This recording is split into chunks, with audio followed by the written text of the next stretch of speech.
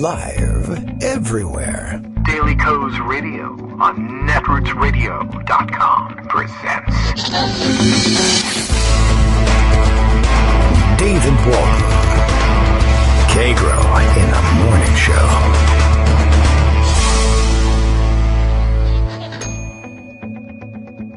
Now, here's David Waldman. Hey, good morning, everybody. How you doing? It is July. How do you like that? It's Monday, July 1st, 2019, all the way to July. That's, I guess we made it halfway through the year. So far, so bad. I guess there's no point in pretending otherwise. We are back on the air live today after a brief pause to take the, one scout to camp and one freshman to college orientation, so it was an exciting weekend. Sorry we had to leave you in the lurch during the debates. But as it turns out, a bunch of Democrats got together and said slightly different things to one another. And I don't know, now we're supposed to do something with that information. I'm not exactly certain what. I think most people have probably made up their minds more or less. There's still some minds out there. Not in this audience. I think people pretty much know what direction they're going in, but they may still yet be looking for second and third choices, because not everybody that they support will make it all the way to, next month or anything like that. Greg Dworkin almost certainly was watching closely. I tried to watch closely people watching the debate, and I just couldn't do it. I think it was too much for Twitter, just too many participants to actually make it make much sense. But certainly the reactions are out there. The punditry is ready to be rounded up, and we can digest what we got from 2 days worth of debates and examine what we walked away with. I think the narratives are pretty much set. So that's the great benefit, I think, of the punditry roundup type of examination here. I imagine we'll begin to see polling letting us know its version of who won the debate by now. I think over the weekend they could have gotten those polls started, and we'll begin to see the results trickling in depending on how many nights they were calling for pretty soon. I can actually probably just switch over to Skype and check and see what's in the queue for discussion today. But I'll let Greg reveal all of that. As for now, we'll let Bill let you know that Daily Co's Radio is live now. See? That's the way we divide up the labor in the morning. In a daring, spontaneous development, Kagro X, that's me, David Waldman, becomes the first sitting radio host, and I am sitting, to straddle the demarcation line between AM and FM. Yes, it's true. I entered this little building where you couldn't see anything happening, and therefore, whatever I say went on in there. Trump himself, of course, did the outside thing, accompanied by his extremely important children and children-in-law as well, and fashion accessory leather handbags as well were on hand for all the important goings-on. I did just read, those of you who were wondering why you didn't see the historic, or perhaps more historic moment of John Bolton crossing the demarcation line between South Korea and North Korea. The answer is, I believe he was dispatched to Mongolia. And I'm not even kidding. John Bolton, as I read in a flash just before coming on the air, was in Mongolia, whereas Ivanka Trump and Jared Kushner were on hand for the big, quote-unquote, historic moment. So we're really winging it out there. And it's July 4th week, and we might have tanks in the streets, and Trump might appear in military uniform, and hey, I don't really know how this week is going to end. Okay, let's let Greg tell you how, well, at the minimum, how last week ended, and give you our best guess as to what the hell's going on this week. Good morning, Greg. How are you? Hey, good morning. How are you? I am here. Your end of the week went well, I hope. Yes, it went very well. I'll tell you this, more interest and excitement in getting ready for college than I expected to see out of my otherwise laconic oldest son. Yeah, but what about the parents? I was parents happy excited too. to see him off? And yeah. I mean, not that he's gone. But right. It was no. just orientation. Oh, yes. And there was a full parent program for us, so we were super happy about it. I love programming parents. I think that more of that should happen. It worked very well, and we marched back and forth in very orderly fashion. It was very hot. And Tanks? Did you have tanks?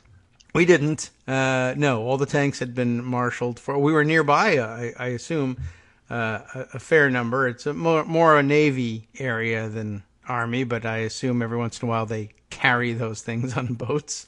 Yeah, I think so they're around somewhere. So since you brought weekend. it up, let's talk a bit about the weekend and last week. Right. I have a lot to say about the primaries, some of which was rather unsettling, but we'll get to that. And there's reasons for that, and that's what we'll get to as well.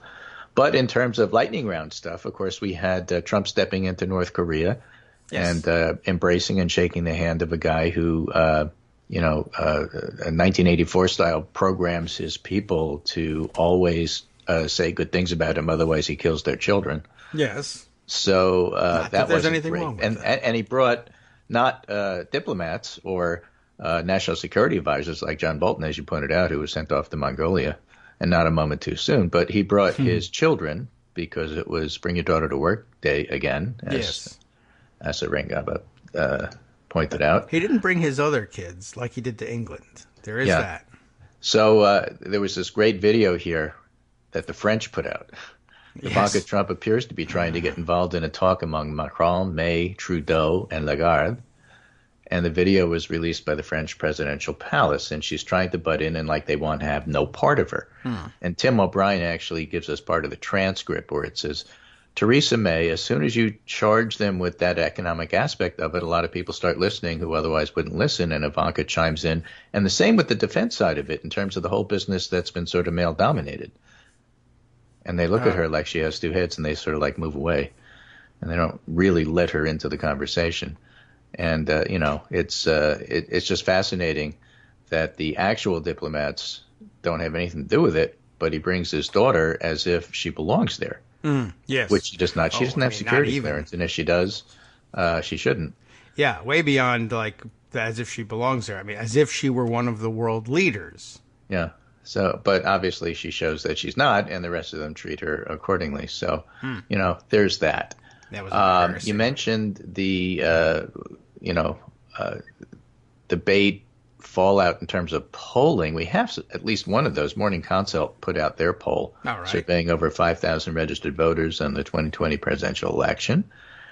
And this is a special edition after the debate. So Biden is at 33 minus 5. Sanders is at 19, no change. Okay. Harris is at 12 plus 6. Warren is at 12 minus 1. Buttigieg is at 6 minus 1. Booker at 3. O'Rourke at 2 minus 1. Booker's unchanged. And Yang at 2. Oh, Yang. Go Yang. So, in terms of the effect, definite plus for Harris, definite minus for Biden. But the question is how much? I asked that over the weekend, and some of the Harris fans got really mad at me for saying, what do you mean? I said, well, Harris won the debate. What is that going to mean? And they felt I was being less than kind to Harris. And I just reminded them it's primary season.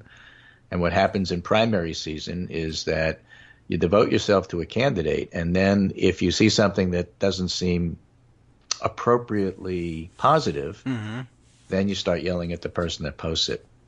And I said, you just get used to this because it's a long primary, and believe me, this is going to happen. And at some point or another, every one of the candidate supporters are going to be unhappy with me at some point because I'm going to post something that they're not going to like. It's just the way it works. No big deal. Yeah, that's true. But you asked, what did you ask? What made them mad? I don't understand. Okay, so the headline. Well, I don't need to understand. Go on. Yes. The headline read something like this. Yeah. It said, Kamala Harris won the debate. How much does that matter?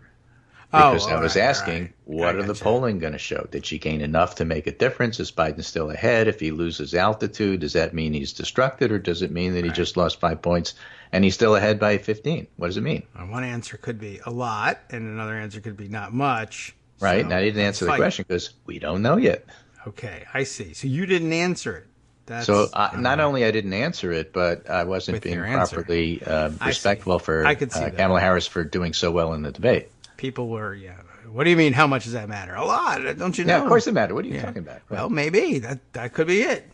Also, All right. if you have a debate and there are winners and losers, that means somebody won and somebody lost. Okay. So we're all if winners. you spend time talking about the fact that Biden didn't do well and he lost, and here's why, you're not spending enough time talking about the person who won. Why are you spending that much time on the white male? All right. I mean, it's just I'm bringing this up because this fair enough. happens every Sure. 4 years. That's true. So it just, get over it. It's going to happen.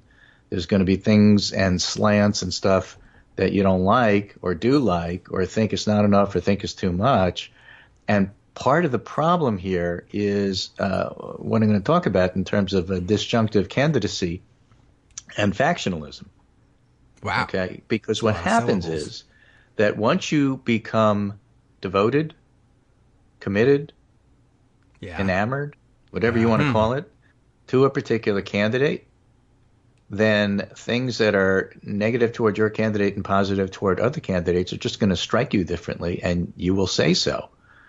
And the problem with that is that when you have 20 people in the field, and that's not going to last, but when you have 20 people in the field, the so-called winner, the so-called leader, is going to have 30% of the voters. Yes. So what about the other 70%? What are you going to do at the end of all of this to help bring those 70% into your coalition so that you can win? And what are you going to do during the struggle to be the front runner? What are you going to do that's going to put those voters off? Part of the problem, and I think that one of the commenters that was talking about this today, a fellow named Learn, I believe a fellow, who comments said, we're going to talk about disjunctiveness and what that means. But basically, you have a situation where the policy and the politics may be going in different directions. What's good policy may be bad politics. Yes. Right? And so how do you reconcile those? And watching it being done in public, in real time, can be off-putting. Yeah. As opposed to what you come out with at the end, where everybody's kind of rallying around, okay, we've debated 9 different health plans, and this is the one we've decided on. Whereas if you're talking about it at the time, oh my goodness, look at that. That particular plan I don't like, and so if the Democratic Party goes this way, it makes me uncomfortable. Well, the Democratic Party hasn't decided on the health plan, and the uncomfortable part is because we're not at the stage where everybody's rallying around and having, I won't say unanimous, but having consensus about the candidate and about the policies. And so this is let's get it all out there so we can have a reasoned adult debate about what's going on. And compared to reality show and cable news depth coverage, it looks awkward. Yes. And part of the reaction to last week's debate was exactly that. It felt awkward because we're not used to seeing actual ideas debated in public. Yeah. Oh, we had some difficulty with it. They dispatched fact checkers to a truth contest. Right. And found very few that were, not true. But compared to the way the Trump campaign does it, it was just like it was really jarring. Yeah, they found it boring. They found it boring, right? So that's part of the issue there, and therefore the coverage therein, and that is yet another different story. But in any case, what happened during the debates is that Kamala Harris had a moment, and she had a very, very powerful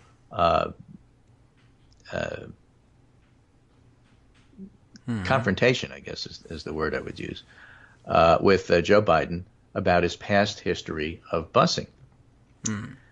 And Biden's defense wasn't particularly coherent. Oh. It was actually kind of muddled, which was the moment that everybody was focusing on. And that's because Biden's the front runner. And that's no disrespect to Harris. Right. Well, Harris herself had a muddled moment because one of the things that the moderators asked in the 2 days is raise your hand if you want to get rid of private insurance. Some people misunderstood the question. Some people totally understood the question. And trying to reduce the 9 different plans with public options and Medicare for all into a yes or no question doesn't do the discussion about healthcare at all a disservice. At all a service. It's a disservice to do that. But nonetheless, they did that. See, you're confused, David. And many of the candidates, including Harris, put herself in the I want to get rid of private insurance by raising her hand. Well, if you do that, you're committing yourself to Medicare for all. But if that's not what you meant to do, then that's what you shouldn't have done. And so trying to explain that after the fact is part of the muddled issue. And it made it very difficult to know after that segment what exactly do the Democrats stand on in terms of health care. Why is that important? Because the Republicans just spent like 8 years trying to repeal and replace Obamacare. And that turned out to be very, very unpopular with the public. Yes. So one could ask the question, why would the Democrats run on repealing and replacing Obamacare? You might ask that. Right? And so, although we always did know that there was a big split between the reasons why people said they were dissatisfied with Obamacare. Correct. And that split is part of the whole thing about disjunctive candidacy. So we'll get back to the primaries in a minute, but I want to throw in 3 interesting articles by Julia Zari, who's a political scientist. One came back in February 2019. 2019 has been Trump's most disjunctive year yet, and it's only February. And these gaps help us understand the politics of the wall, the shutdown, and the national emergency declaration. Okay. And she cites another political scientist, Stephen Skowronek, Skowronek. Skowronek's theory of presidents and parties in cyclical political time. Disjunctive presidents are the ones who go down in history as the worst. These presidents have some commonalities, but a few things stand out. They come at the end of a regime started 40 to 60 years prior, where a president of the same party sets the terms of the debate, but those terms in the coalition that united behind them have gone stale and no longer meet the demands of the era. Now imagine Joe Biden, who's been there for those 50 years. Yes. Running now on the same coalition that worked for him back in the 70s. Yeah. And it doesn't work because the party has changed. But he's his own disjointer. He's his own disjunctive candidate, but that's what the concept there means. So how do you keep that coalition together in modern times and make sure that it is a winning coalition? It's going to be difficult because, as Kamala Harris points out, part of the roots of why the coalition worked back in the 70s are based on things that are not acceptable now. Yes. Do you stick with it? Do you change? Do you represent the previous coalition trying to keep it together one last time? Or are you ready for change and are you ready to move on? And those are not easy questions. I mean, everybody has it. Well, sure, here's where I stand on this particular issue. But anything that you do to take steps to follow through on what you think is the right way to go runs the risk of fracturing the coalition. As you pointed out, not everybody feels the same way about Obamacare in terms of answering a simple question of, do you like it? Yes. Well, I do, but it didn't go far enough, or I do, I don't want it to change, or I don't because it didn't go far enough. I mean, it's complicated. And so, if you're going to take the position that what we need to do is disrupt, then and that might be the right way to go, and it might be the right thing to do. Great article about that from David Rothkopf, who's a centrist, who was writing in the Daily Beast and says, hey, Dems, take it from this ex-centrist. We blew it. New Democrat ideas are past their sell-by date. No labels are meaningless. Time to listen to voters and move on. And that's well and good and fine. But one takes the risk of fracturing the coalition that gets you elected. Again, a reminder, half of the Democratic Party, according to Gallup, are moderate conservative. And we see that play out in real time with the small sliver of people who are paid to agitate. That is to say, the Never-Trumpers who have columns, the Bret Stephens and the David Brooks of the world. Yes. Okay, are writing things like, don't go too far left because you'll lose voters like me and you need us, and without us, Trump will win. Now, the David Rothkopf piece is a nice contrast to that. The fact is you need to go in a different direction. But the grain of truth that you should take with a cart full of salt from the Never Trumpers Okay. is that there are people who will look at this and say, I'm uncomfortable with the idea of getting rid of all private health insurance. That's not what I signed up for. Yes. I was okay with Obamacare. I rather like it now. And now you're saying you're going to get rid of it, and I don't know what to make of that. And that's part of what comes out of that primary discussion among the candidates, if it's framed simplistically the way the moderators are trying to do by a raise your hand, yes or no sort of question. Yes. They think they're clever by pinning the candidates down in a complex and nuanced discussion, and the candidates have to be prepared to be able to defend or discuss or change the topic, as they often do. You know, somebody could have said, I can't raise my hand because the topic's too complicated for that. Oh, okay. Yeah, I said questions too dumb. I thought that would be. Well, but you'd probably get in trouble for You that. could say it nicely, but they didn't. You know, so when you fall into that, then you get the scratch your head and I wonder what happens after that. Yeah. So this article by Azari was talking about how the disjunctive politics shaped the Trump administration. So it happens on the Republican side as well. It's basically a gap between politics and policy. But we see it on the Democratic side. And in a separate article, she actually compares the rhetoric of Pete Buttigieg to Jimmy Carter in terms of being a disjunctive sort of candidate, where you have to appeal to some audiences and alienate others, for example, by talking about reaching out to Trump supporters. Yes. We know how we feel when we hear that you're trying to reach out to Trump supporters. You have to make it very clear as to which supporters you're talking about. Right. The rally voters, the evangelicals, the hardcore base are unreachable. But if you're talking about a small sliver of 8 to 10% who are potentially persuadable, that's a different story. So you got to be careful when you say reach out to Trump supporters. You got to be clear which supporters you're talking I about. suppose that's true. Right? And we see that all the time. So if you're going to reject partisan politics and say that I have to be the candidate that includes everybody, that in and of itself is going to give a backlash to those who say we don't want everybody. Yeah. We want our coalition plus those who are willing to go along with us. And if you have a factional candidate, that coalition that you're trying to build may not be large enough to win, even though you may be, quote, on the right side, end quote, of policy issues. And that's where a Biden comes in and grates everybody by saying, listen, you got to work with everybody, whether it was then or whether it's now. And in the same fashion, if you are trying to change the coalition to a different one, you're not going to like that. And if you're trying to preserve the coalition, because that's, in your view, the way you think you are best positioned to win, then those ideas are going to clash. And I think that's what we saw on the stage in the Democratic primary. We saw that clash. Yes. And it was stark. Yeah. And it made people uncomfortable. That does happen. I noticed that there were actually Dems in disarray headlines. And the day after 2 days after a 20-person Democratic debate, I was a little bit surprised by that. And there wasn't much in the way of unity on all the ideas. It was a debate. Right. And that's what happens at these things. But yes, larger point, well taken there. Speaking of Jimmy Carter, he had a bit of a weekend too.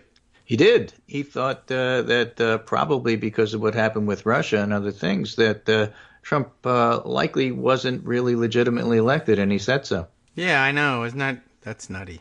Yeah. At least he has access to regular national security briefings in ways that the rest of us don't. So he can point to that and say, I'm not just making one of my old peanut farmer jokes, which he never really made.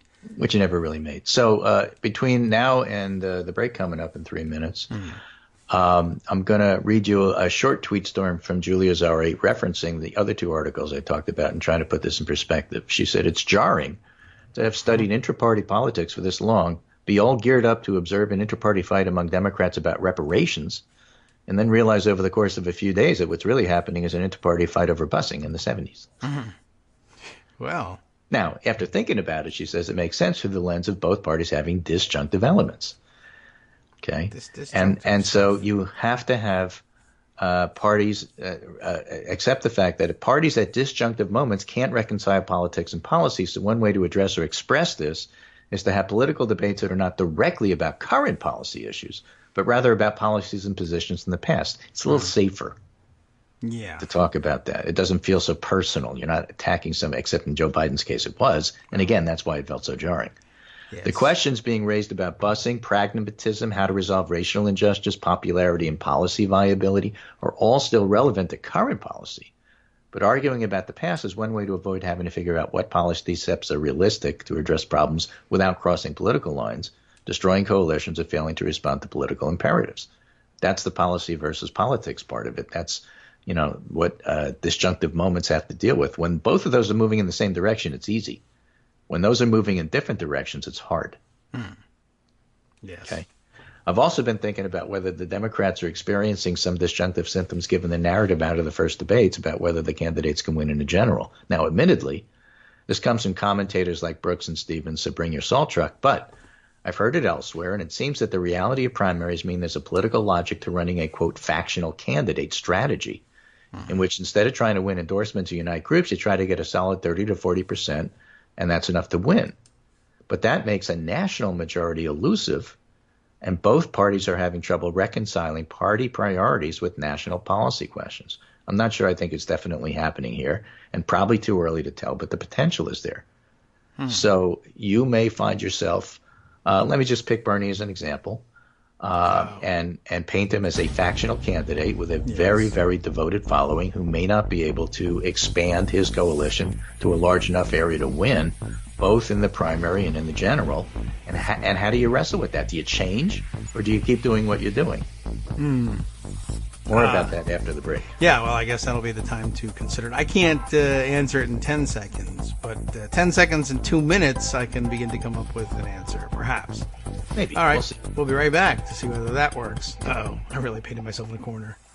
Hi, everybody. It's me, David. Let's change things up from the old fundraising pitch for just a minute and talk instead about how you can be a part of our show. If you've got a smartphone or any other electronic recording device, why not sit down and record a segment for us? Read us an important article and give us your take. Read one of your own original essays, or even just give us your commentary on something you'd like to share that's important to you. Then send the file to me at kagrox@gmail.com, and I'll try and work it into the show. Short segments, a few minutes in length, are easiest to fit in. And of course, I can't always guarantee that I'll be able to play everything, but if you've ever shouted at your radio or TV about something you wish was being covered, here's your chance to change that. Make the show your own. Send your submissions to me at kagrox@gmail.com.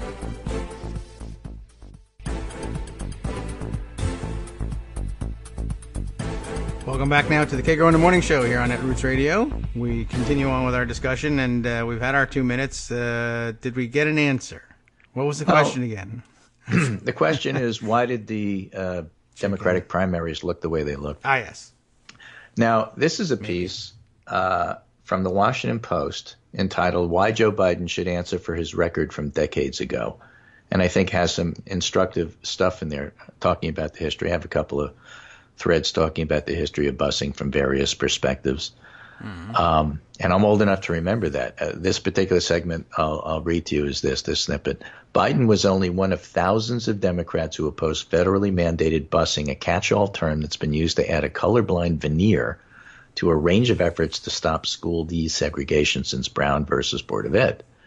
By the 70s, opposition to busing was strongest in Democratic strongholds, cities such as Philadelphia, Chicago, New York, and Baltimore. And I'm reading this, I can't believe they left out Boston and South Boston, as well as Biden's own Delaware.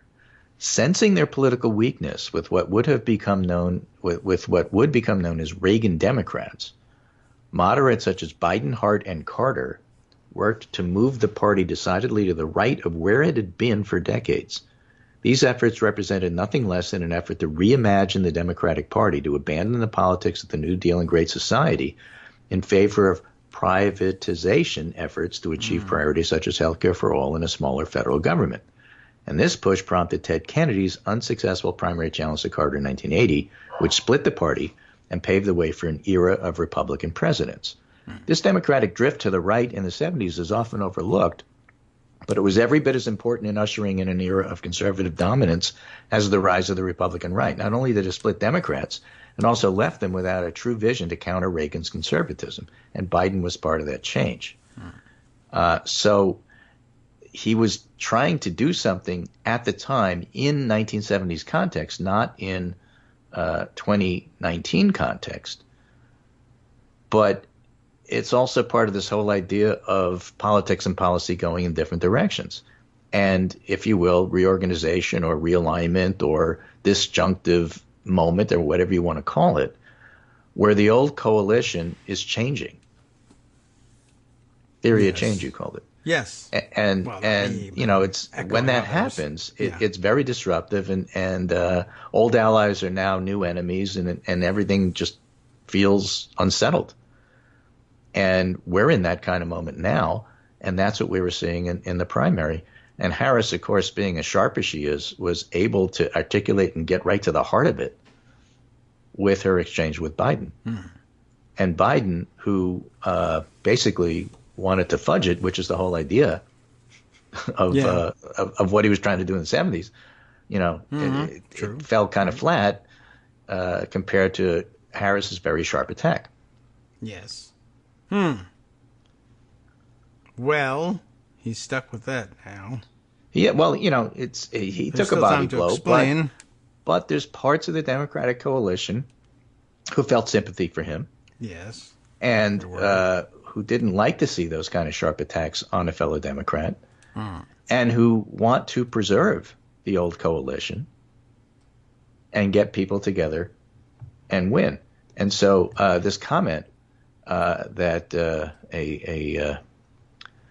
a commenter named Learn on Daily Kos, get back to that, was really quite interesting.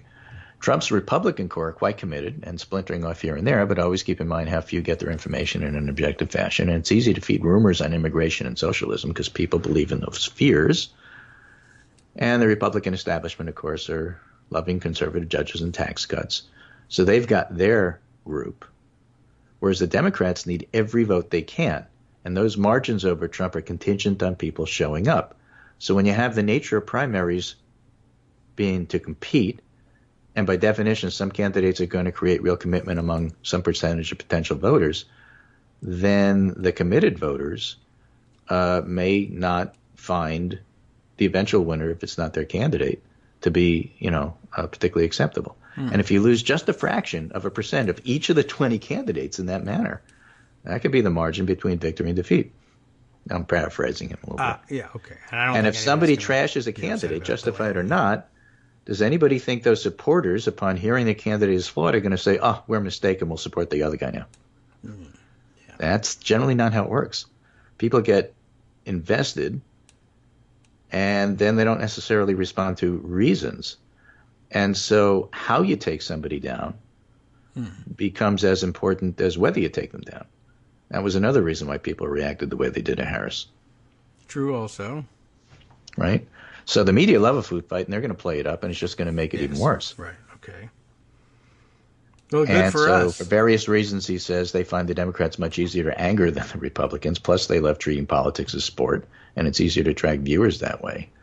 So the risk and the danger is that at the end of the day, you have to, this is me talking now, not him, you have to make your case, win your battle, get more primary voters than anybody else, and do it in a way that doesn't alienate the people you've defeated.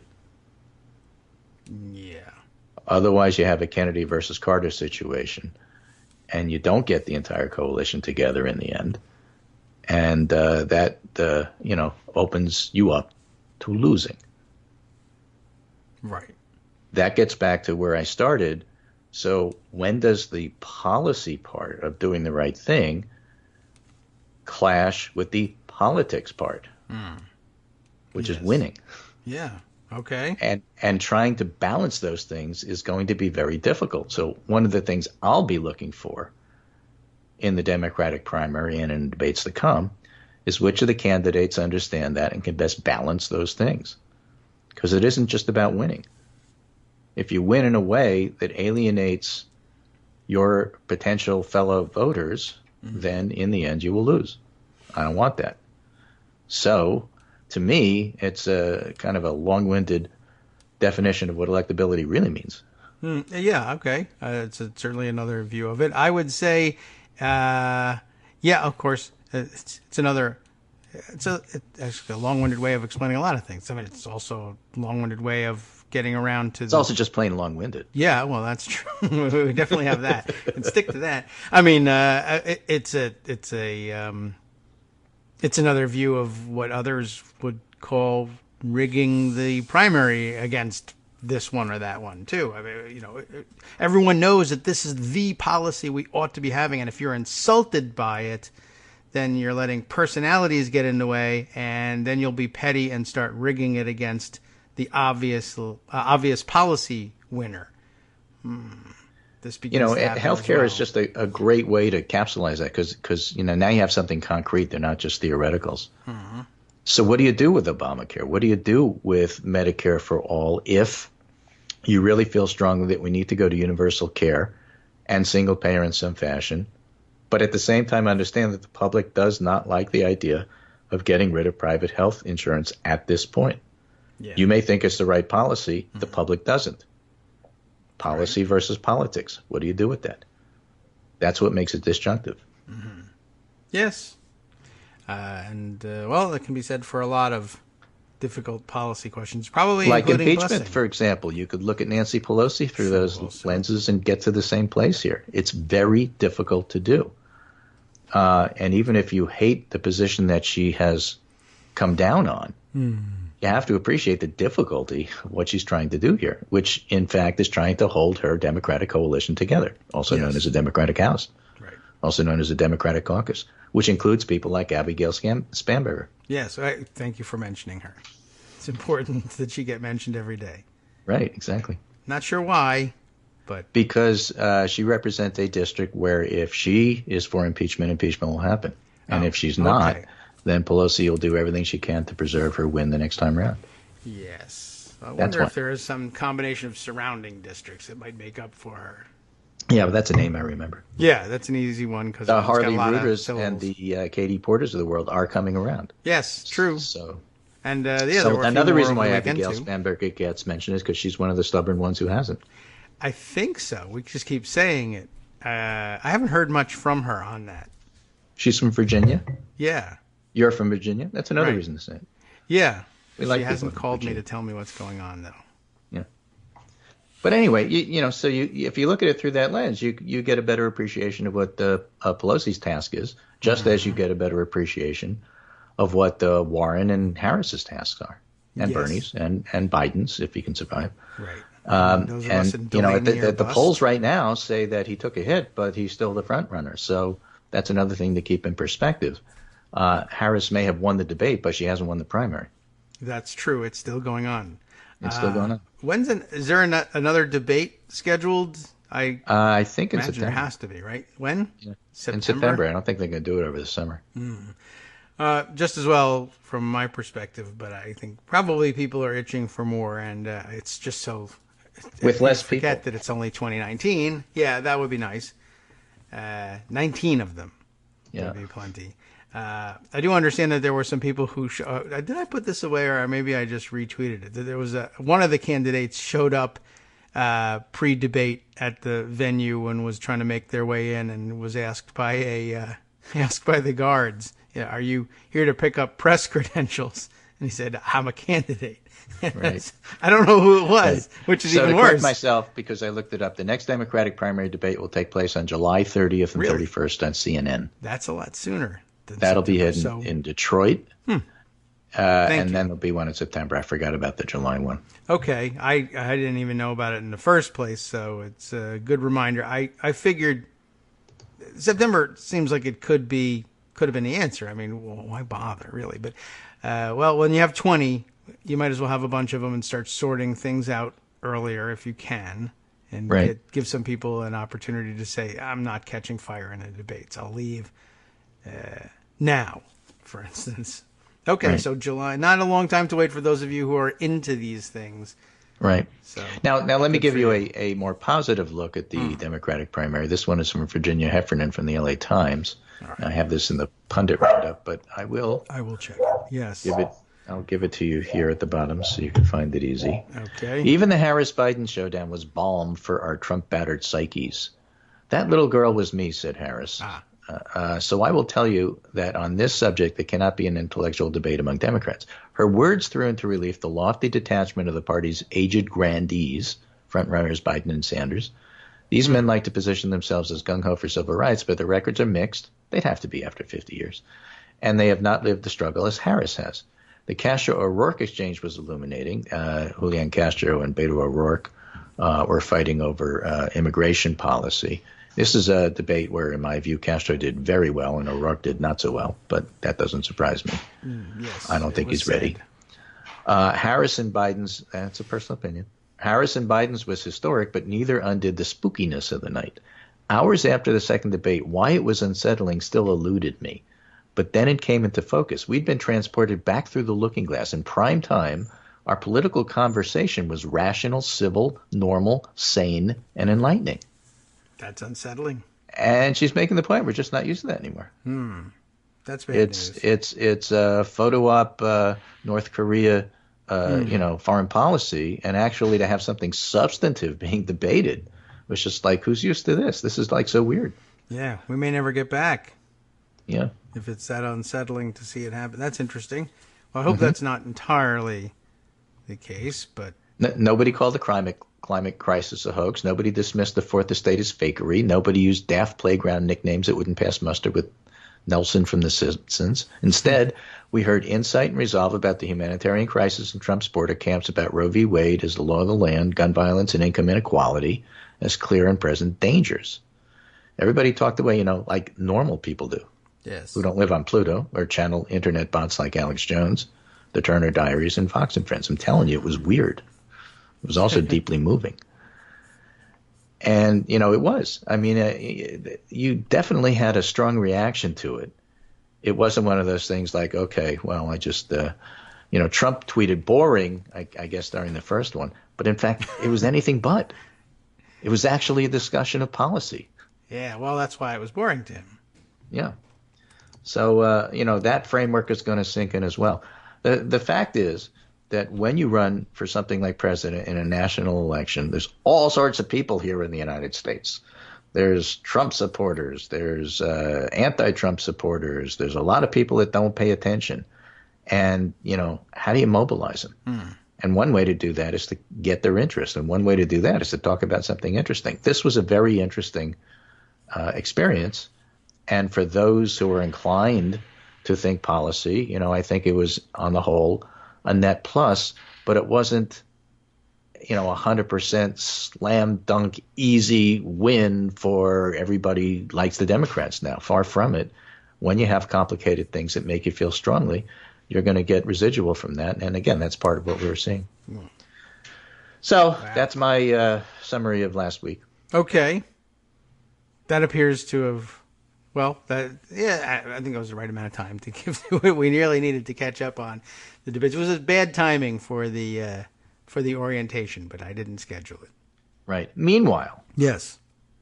What's Trump doing on the other side? Trump suggested in an interview with Time last week that he may not even try to convince swing voters that they should back him. I think my base is so strong, I'm not sure I have to do that, he said. Yes. I'm for that strategy. So am I. I think it's a great idea. And the funny thing is, that came from another piece, which was in Politico, how Trump could have terrible economic timing. A slowdown heading into re-election could damage one of the president's best issues. Yes. How could Donald Trump have terrible economic timing? What? Yeah. Can you imagine? I mean, most presidents are coming out of recession, if they have to deal with it at all, while they go into their campaign. He may be one of the very few who's actually going into a recession. Yes.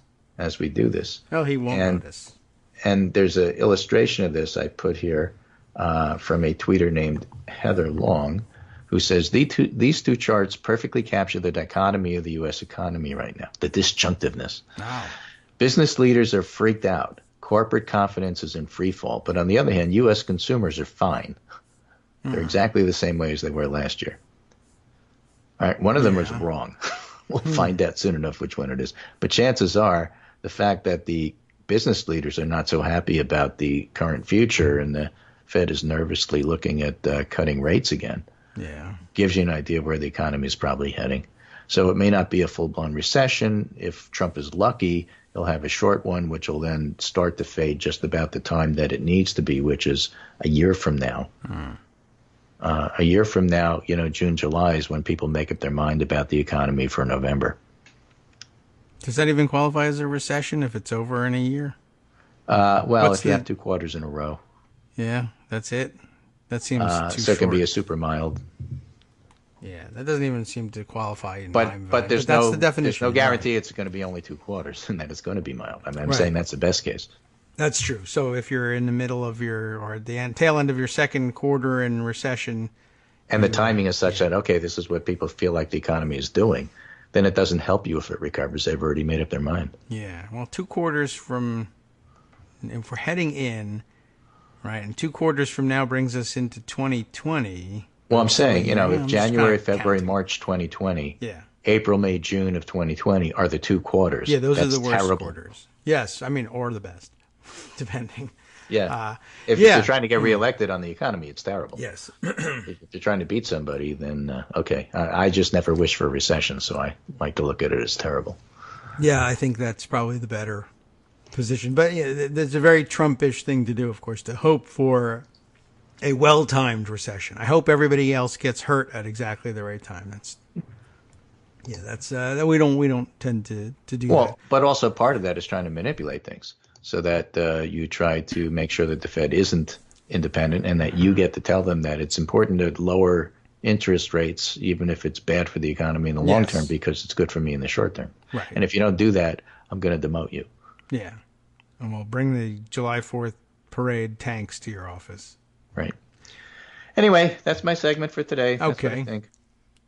Good. That will be fine. I think brings us up to speed on his last week's debate fallout issues, and I think it's difficult to have missed those two, but this is the way to discuss it the day after. We all, the rest of us saw the debate and figured out what happened, the immediate reactions, etc. But all right, the long-term shakeout still underway, and we have a month to go before the next one. So a lot of jockeying for position between now and then. By the way, it was John Hickenlooper who was not recognized at the door. I looked it up. They thought he was a journalist, and I don't know that anything changed for him. They should just debate. They actually should poll that. Not only how well do you think they did in the debate, but would you recognize them if you saw them on the street now that you've seen them on TV? Well, we got through the whole segment case. without any Marianne Williamson jokes, so that was pretty good. Yeah, that's true. That was another big topic, and I don't know if there's any advantage to discussing it. I don't think so. Only in the sense that, the way things turn out, it is possible that Marianne Williamson will make the next debate, and senators like Gillibrand may not. Yeah, I guess that's possible. Or even, governors like Hickenlooper. We'll see. Yeah. I think the best Marianne Williamson jokes I saw were the ones who laid it out like, haha, what a joke she is, or June 2019, what a joke, it's hilarious. And then a couple months from now, well, but she'll never, win the nomination. Oh, but she'll never win the general. And then finally, President Williamson says, blah, blah, blah. Laying it out somebody along made the Trump lines. a list of her greatest tweets, and they're pretty frightening. Okay.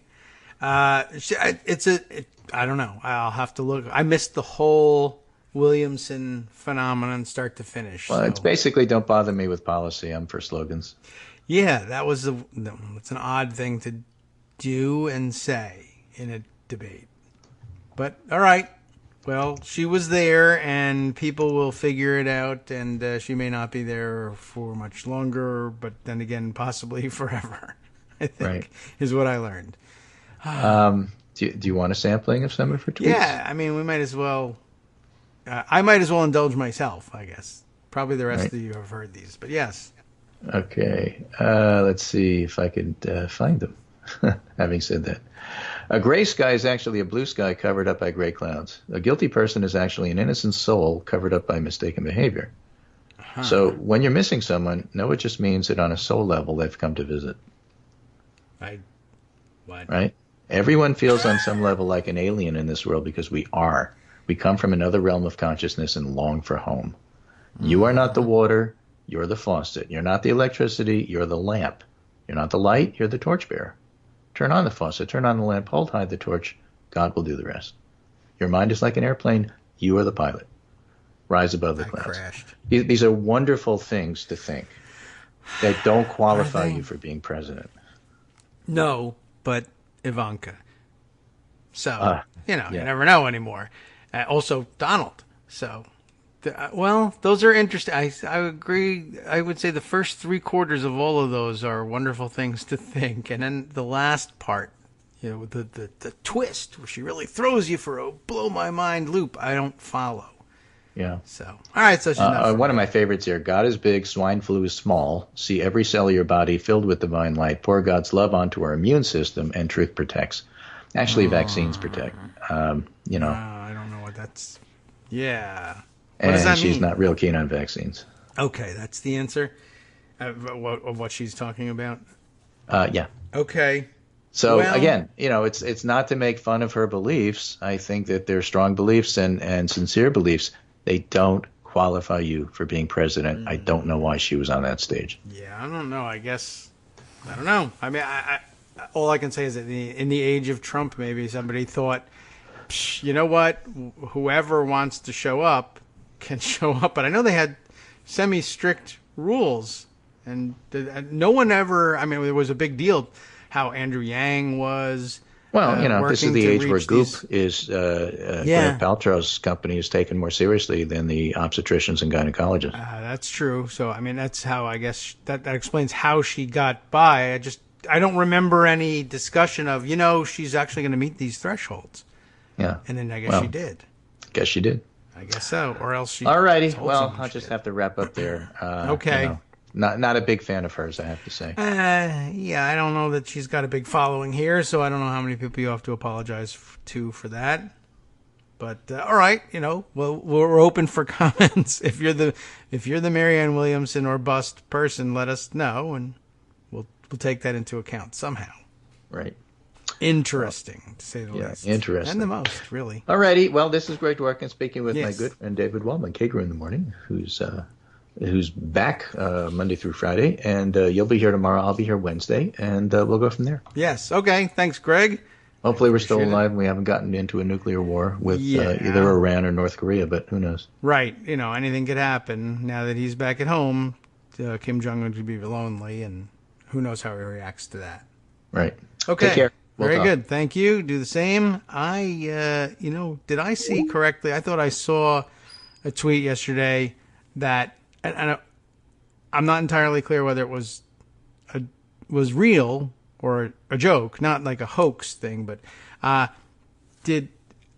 saw a tweet that alleged that it was Marianne Williamson who was the officiant at one of Elizabeth Taylor's weddings that was held at Michael Jackson's Neverland Ranch.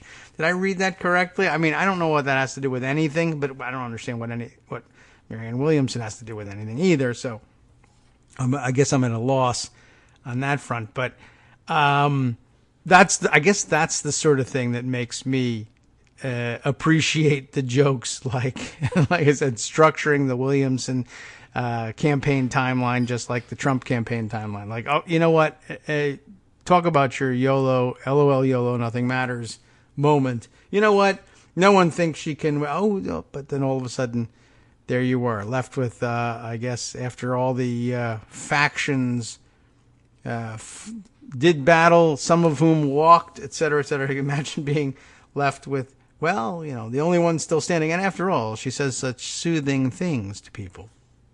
I don't know. I see no path, obviously, and I don't think anybody else does either. But I'm just wondering. I'm just freaked out by this whole thing. All right. What to spend the balance of our, she officiated one of our Elizabeth Taylor's weddings. There it is. Yes, you got that. I had that correct. And Greg sent me the actual honest to God link about it. According to the law of celebrity probability, Williamson must have been involved in at least one of Hollywood legend Elizabeth Taylor's 8 weddings. Specifically, she officiated the last one, to construction worker Larry Fortensky, whom Taylor wed in 1991. Though the marriage didn't last, Williamson and Taylor forged a lifelong bond, with the latter claiming that Williamson's sense of spirituality triggered off my own. Interesting. That's coverage from Rolling Stone on that one. 11 absolutely bonkers things that you should know about Marianne Williamson. So we'll leave the other 10 off the list for now. But, although it's intriguing because the caption of the photo of her is, well, the headline, subheader, photo, and caption are enough. You don't need to know the other bonkers things, although one of them seems to be in the subheader here. The self-help guru and former roommate of Laura Dern really, really, really loves Avatar. And I don't know whether that's thing 2 and 3 that we will have learned. Caption of the photo here, Marianne Williamson could perhaps, it says, be best described as a sentient glass of Chardonnay. I don't even know why that's funny exactly, but it just strikes me as, and we, for one, are here for it, say the authors, or I guess the author, E.J. Dixon. Why the we? I don't know. I guess the royal we in that sense. Well, man, we've got another break coming up. That gives me 1 minute to see whether it's worth abandoning my pledge not to tell you the other 10 wacky things, or at least not purposefully. But I don't know. We'll see. I think I'll try and refrain from this and maybe move on to some of the substance that may have waited too long and waiting over the weekend. We'll see what happens. Maybe I'll crack myself up in the break.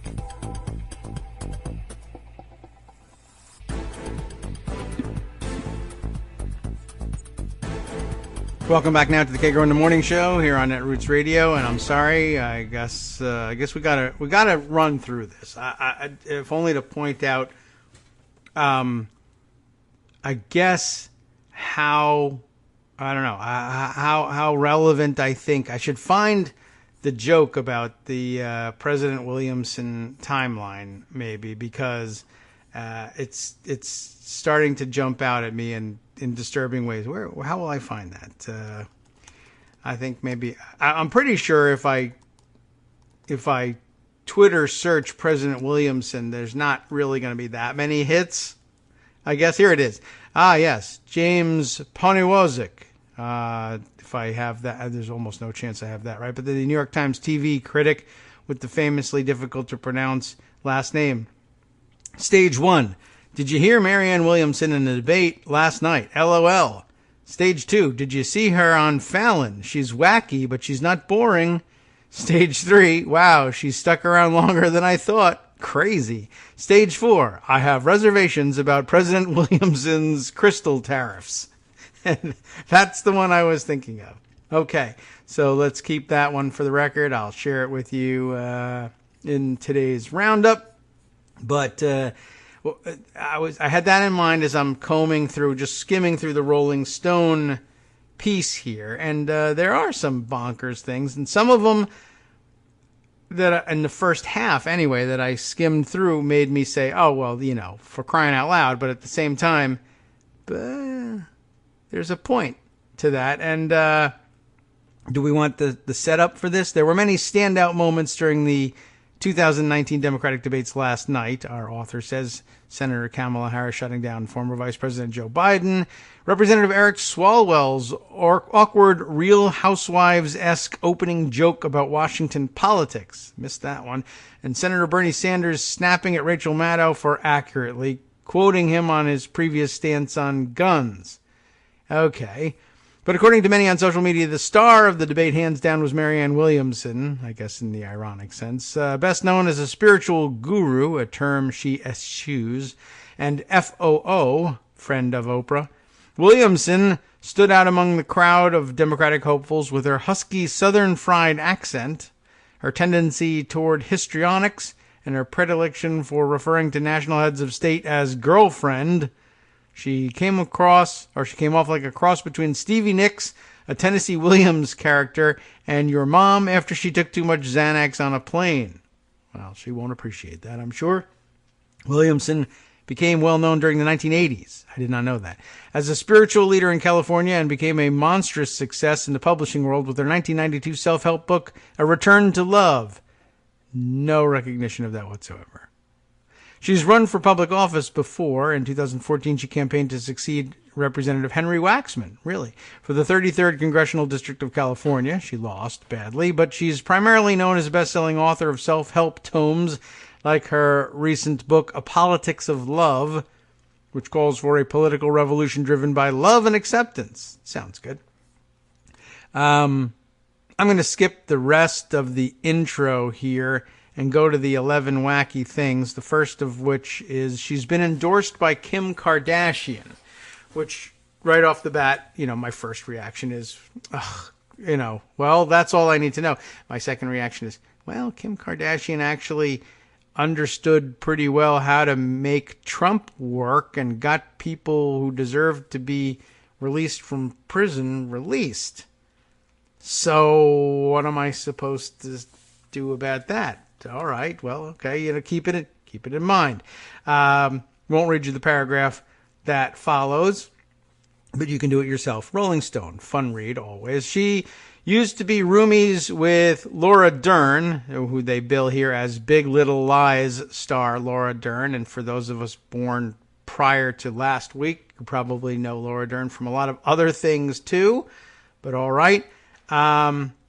It's interesting, and the backstory is probably interesting too, and it's condensed into a paragraph here, so easy for you to read. Let's see. She spent part of her youth dabbling in bad boys and good dope, which, doesn't seem like all that shocking a revelation to find out about. It seems like they probably could have limited it to 10 and left that off, but if you're looking for 11 just to be wacky, there's another one. She also spent some time living in a commune, which made me say, sure, fine, whatever. But then this is what made me decide finally, all right, Kim Kardashian, that's one thing.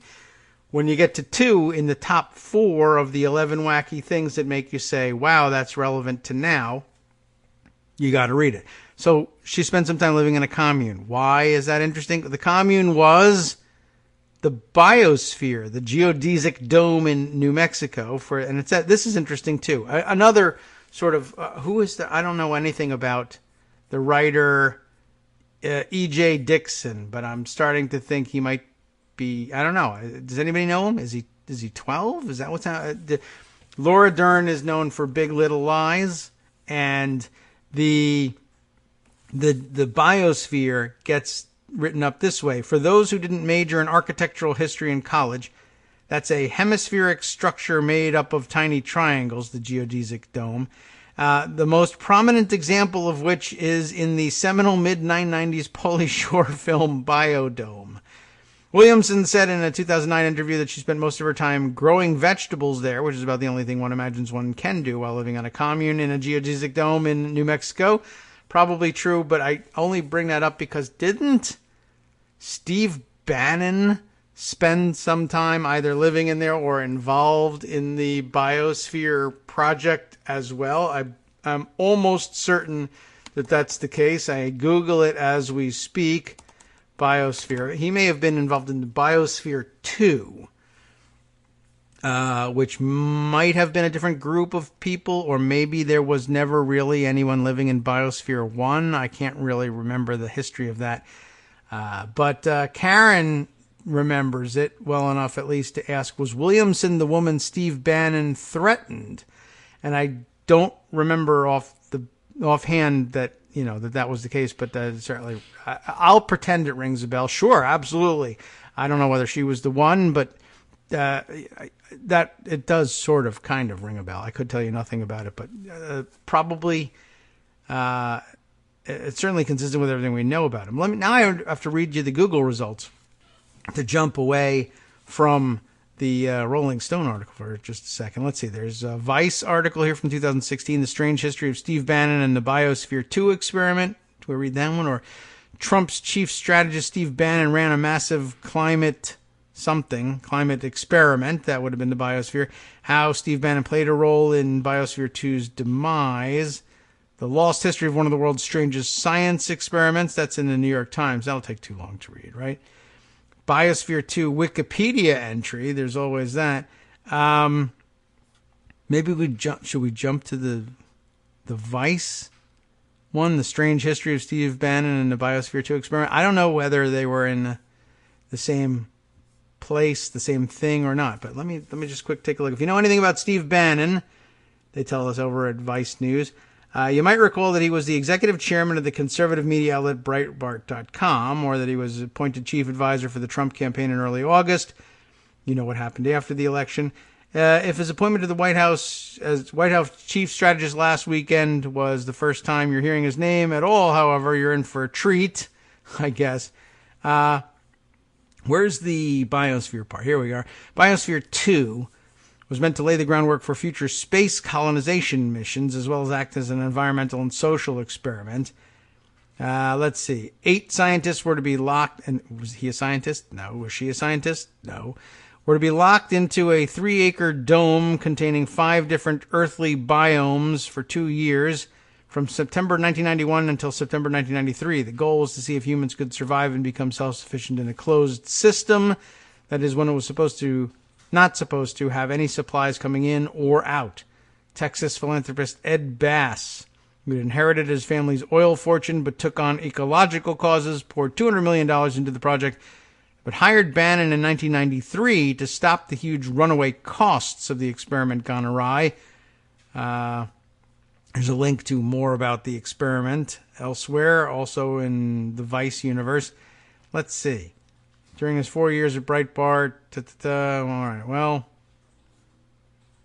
yeah, I don't know. Then there's, I don't know if there's, I guess we'd have to Google James, or the two names together, and along with, let me just do that, I guess. Why not? As long as we're being curious. So Steve Bannon, Marianne Williamson, and Biosphere, and see if anything tells us.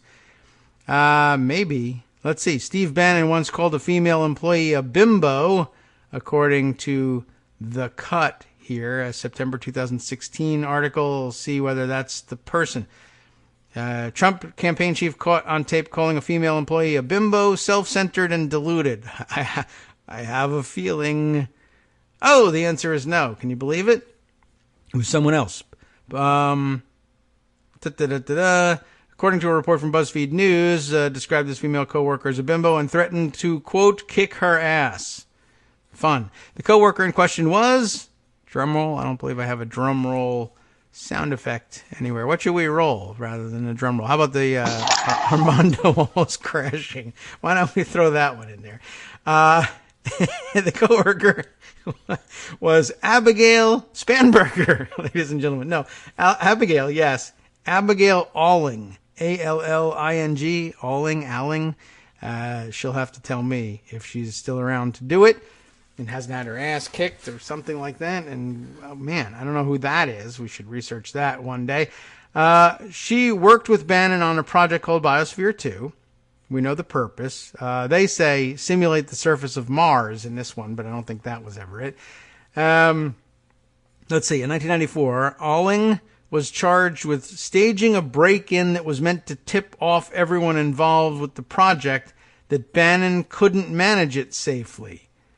As part of Alling's defense, her attorneys had a conversation recorded between Bannon and an engineer on the project. In it, he talks about his plan to give Alling a reality check, to kick her ass, and to ram her accusations down her effing throat.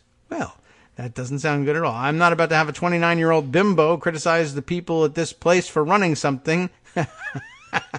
I think basically all the Trump supporters now would criticize the people at that place for running something. Do you realize how mad that made me? He said at one point during the conversation.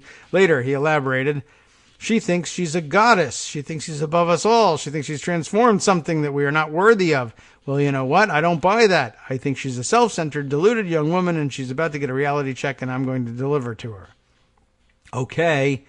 But Marianne Williamson was the name that I Googled in this, and I guess she just doesn't show up in this article, but maybe later in the page. So I don't know. They may have had no interaction whatsoever. The next entry in Google search for Bannon and Williamson and Biosphere, by the way, is why Steve Bannon wears so many shirts, which is also an interesting topic.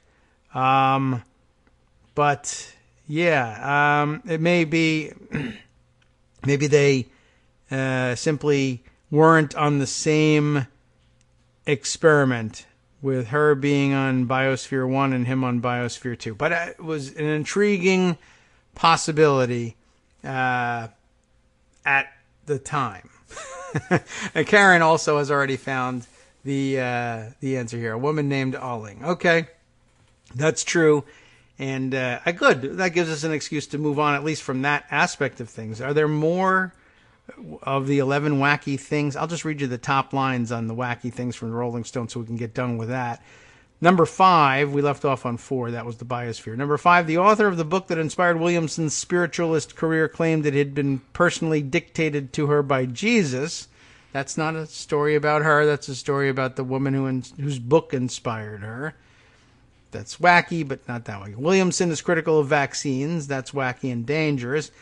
7, she reportedly helped Steven Tyler get off drugs. That's wacky and nice.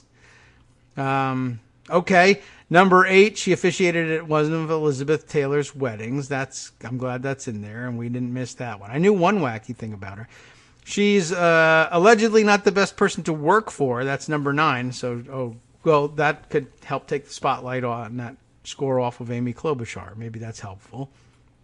Although I probably shouldn't have brought that up because she's proud. I mostly put that story behind her and I ruined it.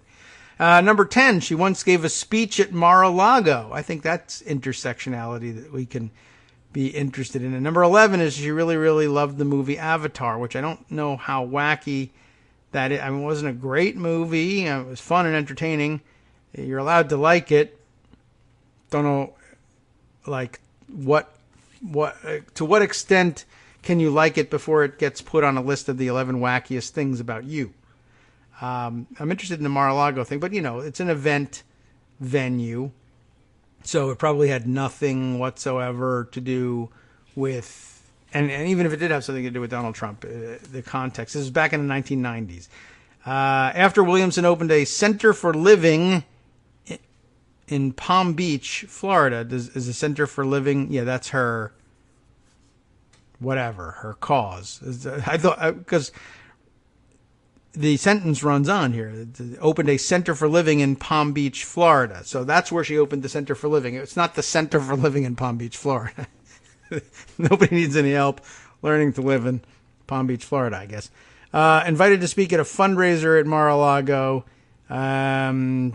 Said she didn't want to go there until she received a call from a Trump associate telling her that he had only held the fundraiser as an opportunity for his then wife, Marla Maples, to meet Williamson, and that he would cancel it if she didn't show up. I remember being very upset and feeling bullied, and that's why I attended the event. Okay, so there is some intersectionality there. And I don't know, she has reason to be mad at Trump, and if we didn't think she had any already. Wow. Okay, that's pretty weird. Oh, and our good friend and employee of the month, as he says, Warfare Class says we need the record scratch sound effect, and sends us the YouTube version of that. I wonder if we were to download, if we were to copy that and put it in, is that a copyright problem if it's a YouTube? I don't know. Well, let's get arrested finding out. All right. Enough with Marianne Williamson. I thought that was interesting, though, that there's some weird intersectionalities, and, I guess that was the law of celebrity interaction, or whatever it was that they called it, holds true. Okay, where to go next? It is July 4th week. It's only July 1st now. Thursday, July 4th. I don't see any real reason to call off the program at that point, though it would be nice to have more days off, but I think there was plenty to talk about, and it's fun to talk with you guys, and a nice way to start the day, so I don't think there's any real reason to call things off. Trump is still striving mightily, I think, to get a military aspect to. He wants tanks. to roll through the streets as part of a military parade for the 4th of July. Everyone remembers that almost immediately upon taking office and right after visiting France and seeing the Bastille Day military parade, he decided he too wanted a military parade, though no one's sure whether he was more inspired by North Korean military parades or the French ones, but I think he was inspired by the North Korean ones more than anything else. And then having seen it in a Western democracy, he figured I can get away with doing one here. Prior to seeing that in a democracy, I think everybody would have thought poorly of me for having a communist dictatorship style military parade. But now he wants to have tanks, and big fight ensued in his first insistence, and they delayed the idea for a while. I think, has it been 2 years that he's been fighting to have this thing done, or just one? I can't really put my finger on the real timeline here, but he had to keep delaying, and eventually, we'll have it for July 4th. Oh, no, we'll have it for Veterans Day. And he kept trying to come up with patriotic, calendar-based reasons for having this military parade. And then eventually it got to the stage, if I recall correctly, where the Washington, D.C. officialdom was informing him through his designees that aside from the optics of having tanks roll through the streets of Washington, D.C. being a poor thing, that physically, that logistically and physically, it was difficult to imagine being done to positive effect, let's say, because tanks are extraordinarily heavy, and those tank treads are not particularly good for, particularly in the midsummer, the streets, the pavement of the streets of Washington, D.C., that they're too heavy, that they would burst pipes, water mains beneath the street, possibly would permanently damage the surface of the street, would require resurfacing them afterwards. Lots of really good infrastructure, and he loves infrastructure, reasons not to roll tanks through the streets besides the other optical ones. And it seemed to have sunk in with him and his subordinates for the better part of a year or more, or maybe 2 years, and we've not yet seen those tanks rolling through the streets. But now July 4th approaches, and he has succeeded in restructuring the National Capital Area July 4th celebration to make it more Trump-ish. And I think he's dabbling in it, like at the fabric samples level, repositioning the fireworks. I want them launched from here, not there, so that I think we'll get better visuals out of them, and that may even be true. Of the many dumb things he does, one of the things he's relatively good at is setting up visuals that he likes. I mean, I don't think the visuals are very good. They're often overdone, hokey, stupid, whatever. But he likes to run things that way. So he may even be right about positioning the fireworks. I don't know about the logistics of it and whether or not they'll be safe or anything like that, but he might get better visuals out of it. Also, I guess lately, I think I saw a story from the other day that he was now going to be, he had secured permits through, I don't know whether through his campaign or what, and it matters who secured the permits for legal reasons, for a VIP section near the Lincoln Memorial. I gather he plans now, as part of the revamped celebrations, to address the nation from the steps of the Lincoln Memorial. So we're now in for totally straight-faced insistence from the press office that he had a larger crowd than Martin Luther King, et cetera, et cetera. So that should be fun. And we'll have to see whether he gives Ivanka a chance to speak to the crowd. That's probably in the offing as well. He's managed to get an okay for a VIP section up front, which I think he intends to ticket for VIPs. And I assume, like with the inauguration, you'll begin to see large amounts of money changing hands, large amounts of money disappearing in the exchanges, and nothing left behind but mysteries to untangle, not even with the tracks well covered, of large amounts of money exchanging hands and or changing hands and probably coming from foreign sources, etc. It's just another huge grift opportunity, and so keep an eye out for that. In the meantime, though, he's pushing again for the tanks, and with just days to go before July 4th, I think this is the way that Trump ends up possibly getting this actually done. And I could just see him ordering it, essentially. I mean, he might be asking advisors now, as commander-in-chief, can I simply order those tanks to move through the streets in a parade? It may not ever have reached him that he would damage the streets. I could see him insisting on it happening anyway, and ruining the streets, and then saying the streets were ruined because the Democrats who run Washington, D.C. did a bad job building our infrastructure and then launching into Infrastructure Week. We got to repair this damage caused by Democrats, not at all by my tanks. So this is where we now stand with this. It's a real story, an actual thing happening. The Washington Post reporting on it and everything. Trump asks for military tanks again on the Mall as part of a grandiose 4th of July or July 4th event. This is not from a year ago or 2 years ago. This is from right now, today. Juliet Alperin and Josh Dawsey making the entry here. National Park Service Acting Director, of course, Acting Director, P. Daniel Smith, faces plenty of looming priorities this summer, from an $11 billion backlog in maintenance needs to natural disasters like the recent wildfire damage in Big Bend Park. But in recent days, another issue has competed for Smith's attention: how to satisfy President Trump's request to station tanks or other armored military vehicles on the Mall for his planned 4th of July address to the nation. That was the compromise they came up with.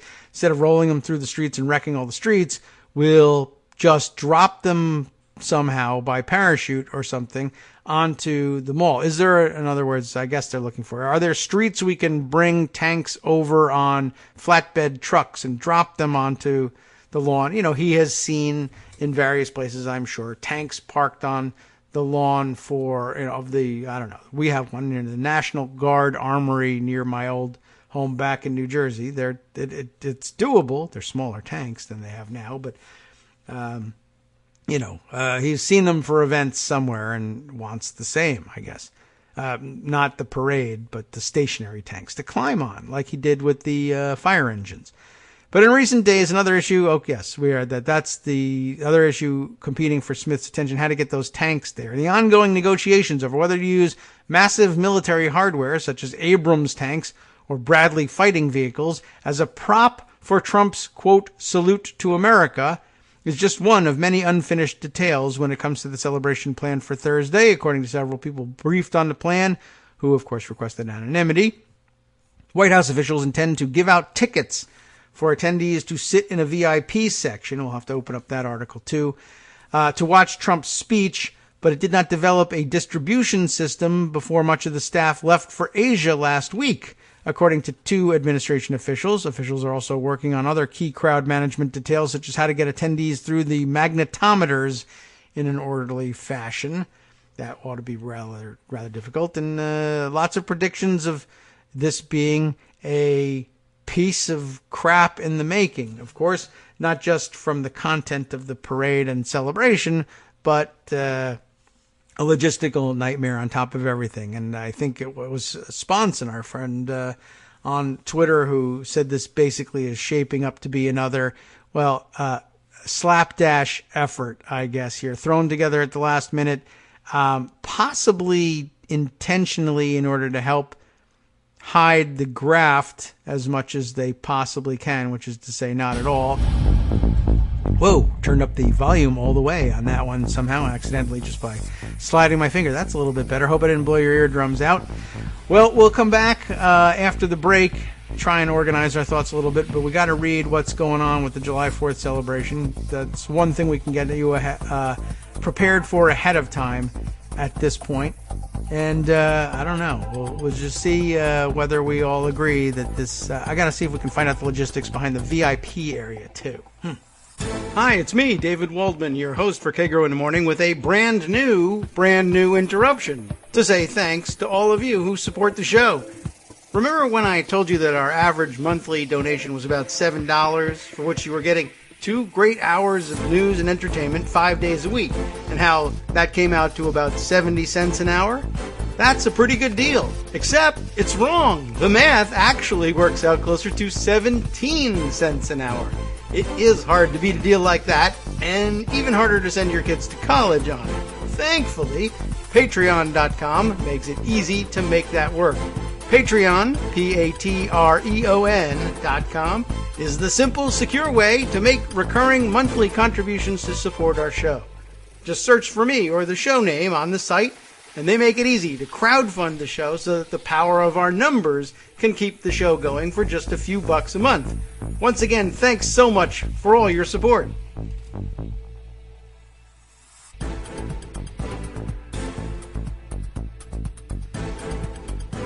Welcome back now to the Kagro in the Morning Show here on Netroots Radio.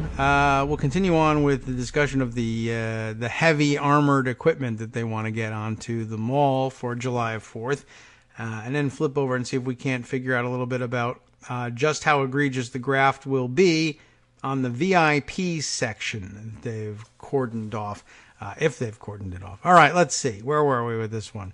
Traditionally, major gatherings on the mall, including inauguration festivities and a jubilee commemorating the start of a new millennium, have featured a designated event producer. But in this case, the producer is the president himself. How do you like that? The event producer that they had for inauguration is in trouble with the White House. And that's a continuing story. I don't know if I marked that one for more reading. I don't know if there's real developments in this, but you all recall that it was a friend of Melania's who handled a lot of what went on in the inauguration. That all now sort of kind of under investigation. But anyway, they decided to go without the middleman this time. President Fabric Swatches is producing the event himself, which only leads to more opportunities for grift as he continues to insist that that he sees no reason for any legal delineation between himself personally, the Trump Organization, the White House, the Trump campaign, and who knows how many LLCs he may have established in order to do this as well. Trump has demonstrated an unusual level of interest in this year's Independence Day observance. How interesting that they put it that way. According to 3 senior administration officials, he has received regular briefings, the one thing he gets regular briefings about, from Interior Secretary David Bernhardt, according to the people briefed on the plan, and has weighed in on everything from how the pyrotechnics should be launched, because he knows a lot about that, to how the military should be honored, because he knows a lot about that. As a result, the administration has organized a far more ambitious celebration than was originally planned at a yet-to-be-specified, it's July 1st, ladies and gentlemen, a yet-to-be-specified additional cost to taxpayers.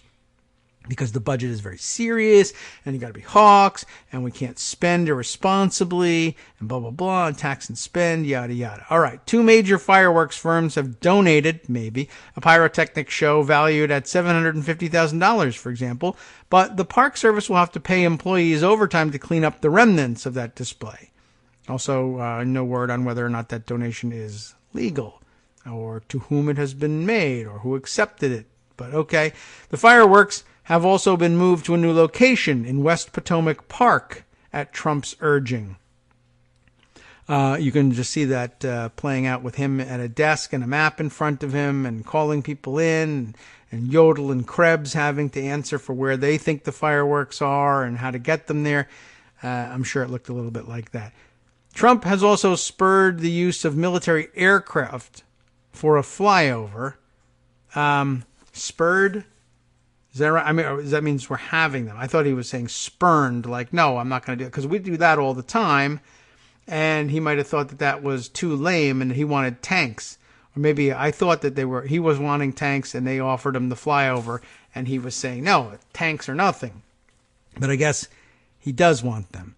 So what else are we going to have in the flyover? One of the jetliners used as Air Force One. So they're going to have Air Force One fly over because he's a military himself and he's busy making your head spin, you see.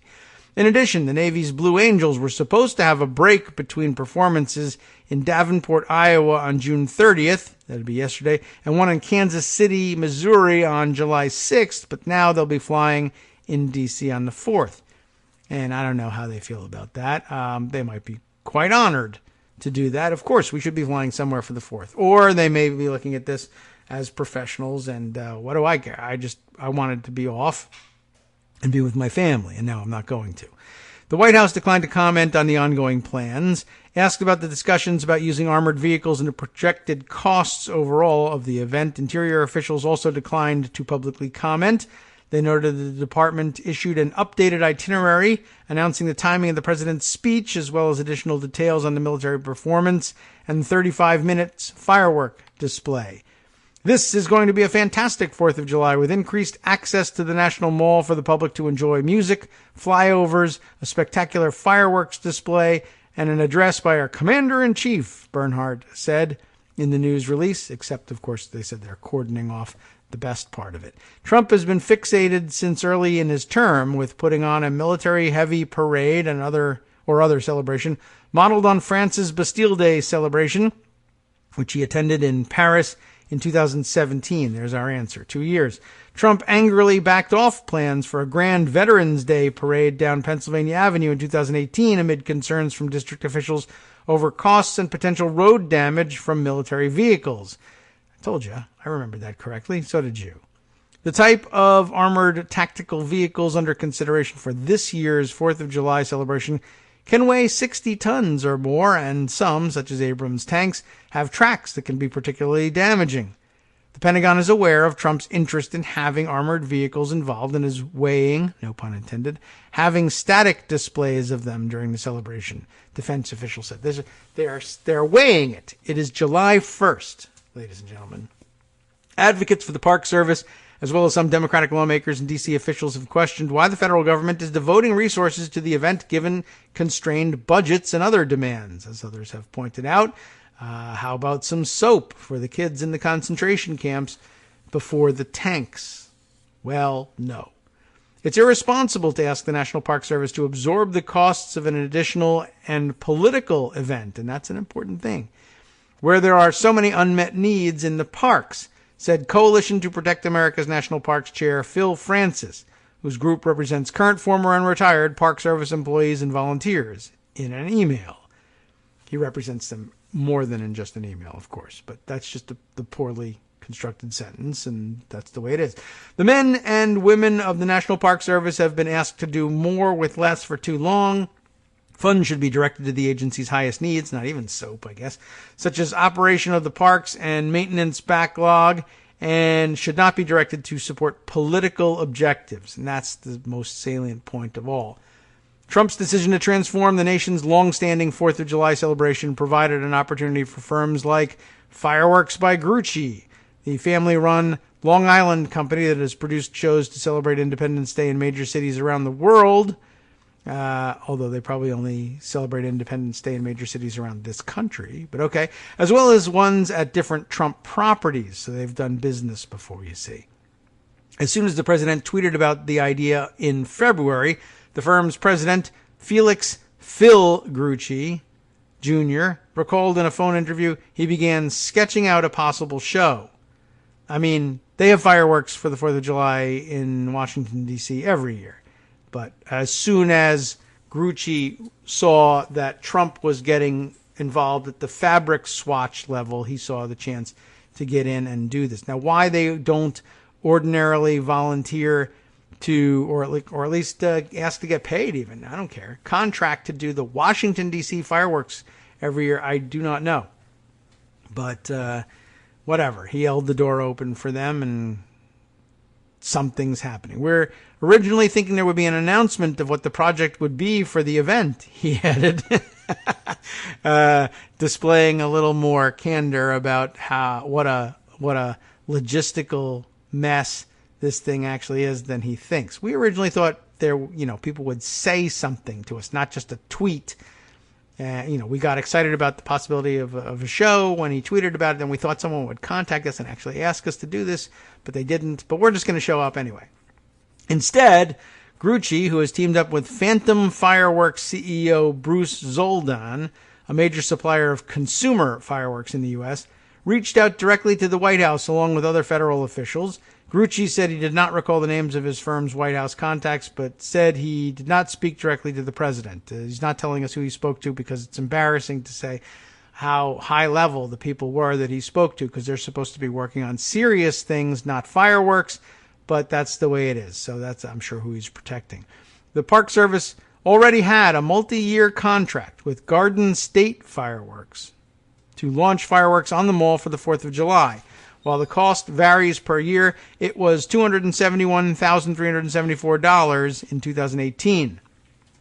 Administration officials discussed whether they could cancel the existing contract to accept the new donation and save taxpayers' money, according to two government officials. I don't think this is really the way it's going to work, who spoke on condition of anonymity to discuss the internal deliberations, but they concluded they could not break off the agreement with Garden State, these officials said, and instead opted to provide a show that will be roughly twice as long as last year's. So they couldn't save anybody any money, so they added the supposedly free donated fireworks to the already existing show, thereby doubling the cleanup costs and saving taxpayers negative amounts of money, I guess. There was always a question of how the performance we were designing and envisioning, how it would integrate with the existing Park Service show, Grucci said. We weren't thinking we were going to replace that performance at any means, by which he means by any means, I think. The upcoming pyrotechnics, that's very gracious of him to say, will include several new elements, including a massive American flag and the words USA spelled out in the sky. How nice. That's terrific. The only comparable event on the mall in recent decades is America's Millennium Celebration, a celebration for the nation, an effort commissioned by former President Bill Clinton and First Lady Hillary Clinton, ever heard of her, to mark the start of the 21st century. The festivities, organized by their friend and fundraiser Terry McAuliffe, ever heard of him, and White House Social Secretary Capricia Marshall, I guess we can literally ask if you ever heard of her, took place on December 31st, 1999 and January 1st, 2000. Thank you for being so technical about that. And included a concert on the mall, an appearance by the Clintons, a fireworks show, and presentations at multiple museums. McAuliffe said in an interview that the effort raised roughly $4 million in private donations and was closely coordinated with the Park Service and other federal agencies, but he emphasized that it was different from Salute to America because the Clinton played only a modest role in it. The Clintons did not take over a century-old celebration of the nation and insert themselves in the middle of it, he said, maybe, adding that the president did not weigh in on any of the decisions and Hillary Clinton only initiated the event because other countries were preparing similar celebrations. Of course, France is preparing a similar celebration, and so is Donald Trump, see? Once she knew it was up and running, she wasn't involved at all, said McAuliffe, who went on to serve as Virginia's governor, in case you didn't know. They showed up for the day and were very happy. In a phone interview last week, Zoldan said that he hoped the Salute to America would bring people together rather than prove divisive.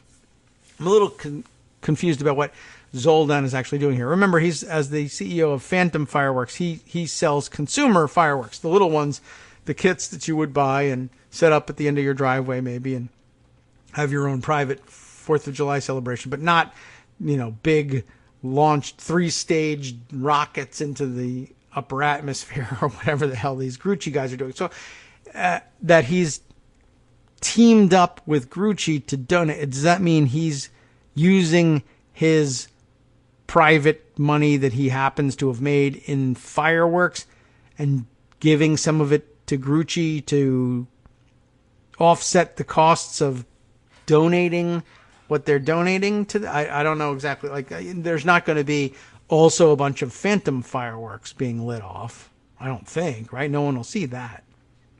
Anyway, So we wanted to do it as a gift to America, Zoldan said. We wanted to give back for this special great time to... What? We wanted to give back for this special great time to bring people together again by celebrating America's birthday. I have no idea what that's supposed to mean. Parts of it make sense. Anti-Trump protesters, including the group Code Pink, are negotiating with Park Service officials over whether a massive Trump baby balloon that they want to fly will comply with flight restrictions that will be in place over the mall during the 4th. But at least one protest is going forward. A group of senior citizens living at the residences at Thomas Circle will hold a sing-along at the same time as Trump's speech in a gathering they've dubbed Make America Friends Again. Well, that ought to do it.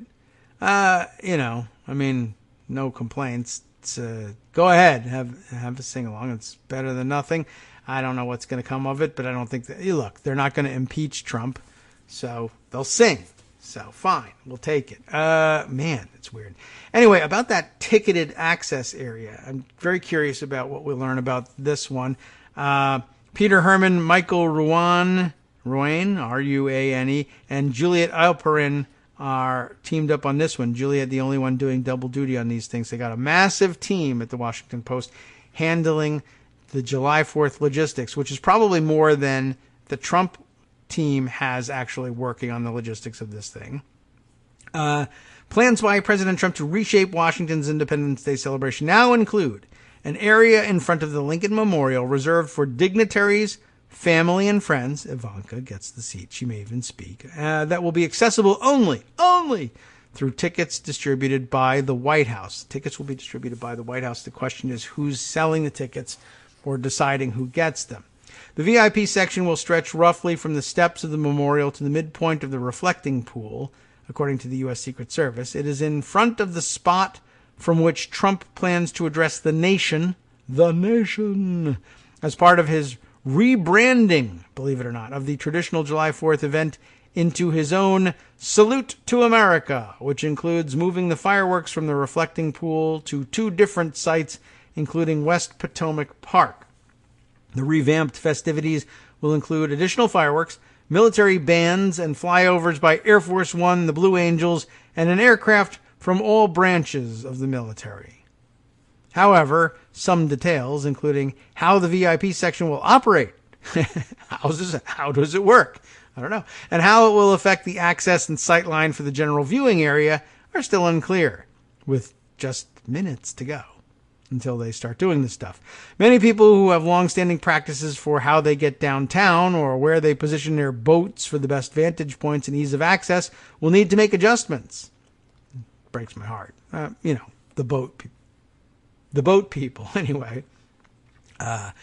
Okay, even travelers passing through the region's skies will be affected, with all operations at Reagan National Airport suspended for up to an hour and 15 minutes on July 4th.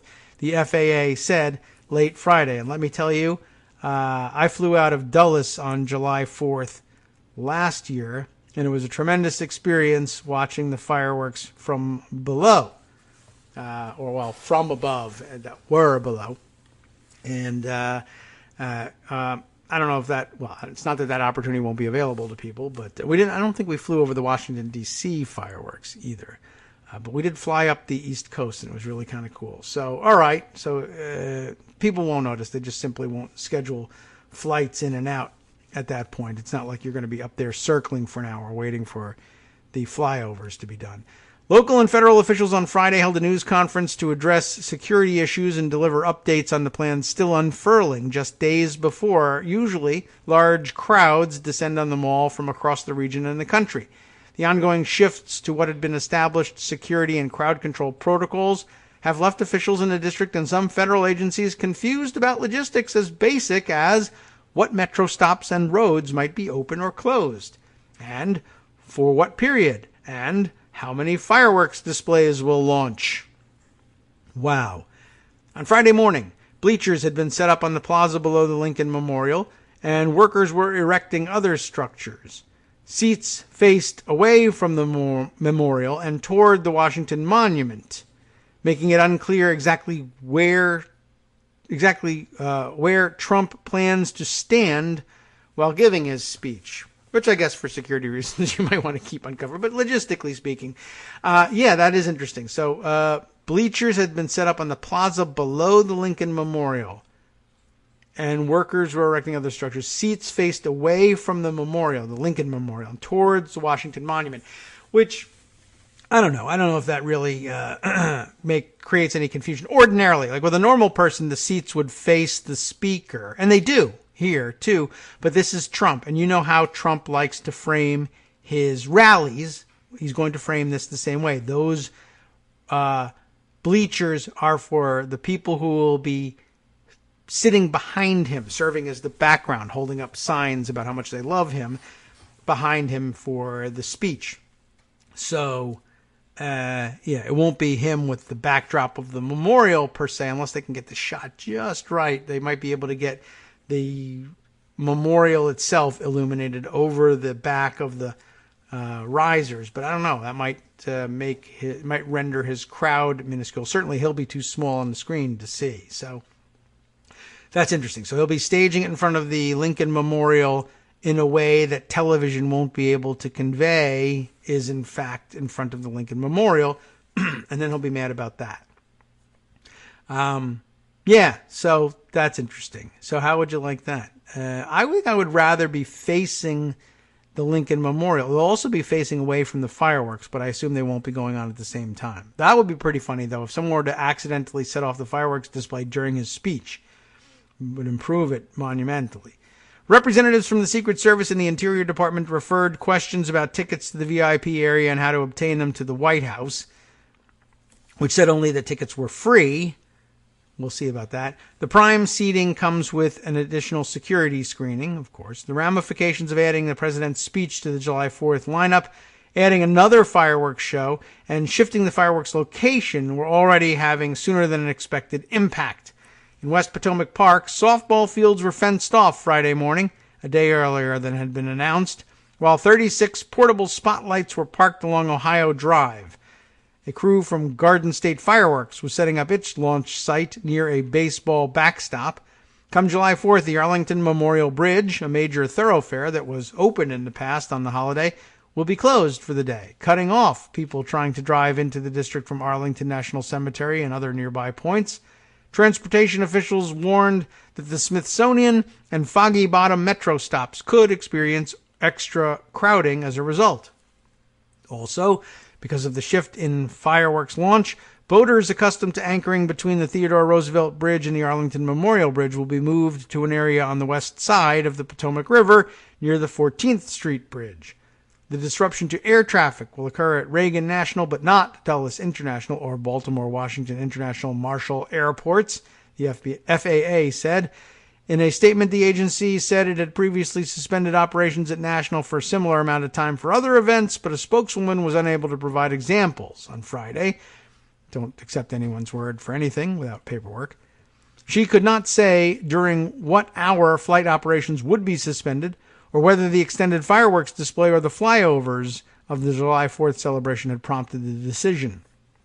Still unanswered is the Code Pink Baby Trump protest balloon question. Helium balloons, it turns out, are barred from the mall at all times, including during the event. How do you like that? Jeff Reinbold, National Park Service Superintendent for the National Mall and Memorial Park, said the group might be able to use cold air to keep the balloon low to the ground and avoid restricted airspace. Cold air is used in stationary inflatables, typically found flapping outside tax offices and car dealerships. Also unclear. That would be funny to see the Trump baby undulating in the same fashion. Maybe disgusting. I'm not sure. Also unclear is whether people can take in smaller versions of the baby Trump balloons being promoted on social media. What was clear after Friday's news conference is that the president's vision for a grand affair with elements of the military-style parade he has long sought and local officials have resisted seems to be coming together. Eleanor Holmes Norton, District of Columbia's delegate to Congress, the city's non-voting representative in Congress, said she has worried Trump's appearance could turn the holiday into a spectacle, That's okay. And D.C. Mayor Muriel Bowser has said she hopes Trump recognizes that the event is a unifying event that celebrates the birthday of our nation. I hope he knows what that actually is, too. On Friday, Bowser and D.C. Police Chief Peter Newsham tried to focus on the more functional aspects of governance, updates on road closures, cooling centers, aid stations, appeals for patience, and caution about travel delays. With July 4th expected to be very hot, very, very hot, Bowser said they urged people to frequently check the government website and text July 4 DC to 888-777 to receive alerts to help navigate the day, in case you need to do that. Ryan Bold, the Park Service superintendent, said the first fireworks should go off around 9:07 p.m. The fireworks will be ignited from flatbed trailers parked on a mile-long stretch behind the Lincoln Memorial. He described it as a horizontal show, low to the ground, with the effect of wrapping around the memorial. That will be followed by the more traditional show that will last 20 minutes. He said spectators will see 35 minutes of fireworks, longer than in the past years. It will be quite a display, he said, and will end with a booming 1,000-foot-high show. It should be incredibly dramatic. He said the best place to view the fireworks will be the mall because you'll get to see both shows. Felix Phil Grucci Jr., president of Grucci Fireworks, putting on the first display behind the Lincoln Memorial, said in an interview that a team of over 30 pyrotechnicians had started working June 24th to assemble the display off-site. Equipment will be moved to the mall on Wednesday.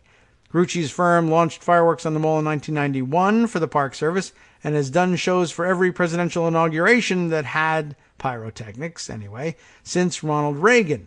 I think the fireworks on the mall in 91 was that post Desert Storm. I believe they put on the fireworks there. Our performance area is now about a mile wide in the sky, Grucci said. Asked how many pyrotechnics were involved, he demurred. It's almost like asking a sculptor how many pounds of clay did you use, or a painter how many gallons of paint did you use to create a performance. So he's taking umbrage at the question. Those are the most important political stories of the day, as you know. I really do feel like we had to cover those things. This way we can at least jump out ahead of a story. No point in spending the whole day playing catch-up on last week. However, that sets us up for playing catch-up for the rest of the week. And I believe tomorrow, July 2nd, we at least tentatively, we have to sort of reconfirm these things. You know how we like to leave logistics to the last minute. Ian Reifowitz joining us again, discuss updates and new news on the release of his new book. Dive into a few more stories and see what else has shaken itself loose as particularly relevant to the stories, the current stories of the day. We'll have to spend the balance of the week catching up on such minor stories as what the hell was Ivanka Trump doing everywhere at the G20 and in North Korea, or why is William Barr so incredibly dangerous to our democracy? Or what are we going to do about the fact that the Pentagon has a new report out that says that we are nowhere near prepared for dealing with the extraordinary success of the Russian program of undermining liberal democracy across the free West as we know it. And yeah, that's sort of kind of problematic. As I said this morning on Twitter, if you had, there won't be enough Republican votes to muster a response to a Russian invasion on your 1964 political bingo card, let me know. If you ever thought we were going to get to that point where Republicans wouldn't provide a single vote to save democracy from the Russians, well then, kudos to you for seeing it coming so far in advance. Now, if you've just started playing in the last year or two, well, that doesn't really count so much. All right, well, there's plenty to catch up on as we let you know. I think we have one more congressperson coming out for impeachment hearings over the weekend that we'll bring you up to date with. Joe Kennedy the third, the actual Kennedy from over in the House. I believe it's time for the House to begin impeachment proceedings against the president. He tweeted on June 28th, so just at the end of last week. So add him to the total. I think that puts us above 70 now. I don't know if momentum is slowing on this or not, but the names keep piling up. And now, speaking of other things piling up, I'll let you know what's on tap for the West Coast Cookbook and Speakeasy with Justice Putnam coming up next right here on Netroots Radio. Let's see. ICE arrested an immigration activist just hours after he recited a poem criticizing the agency. D.C.'s time-honored Independence Day traditions are being squeezed to the side, as you heard in our stories. He'll give you another angle on that one. And how about this one? Snipers shot at least 5 civilians and 3 Sudanese paramilitary soldiers. From Daily Kos Radio on netrootsradio.com. You have been listening to the Kagro in the Morning Show with David Waldman. Where and why? Well, as tens of thousands were marching in the capital Khartoum demanding a return to civilian rule, I guess they had something to say about that one. And called hotter than Death Valley, wildfires burned large swaths of France and Spain as record temperatures killed almost a dozen people in Germany.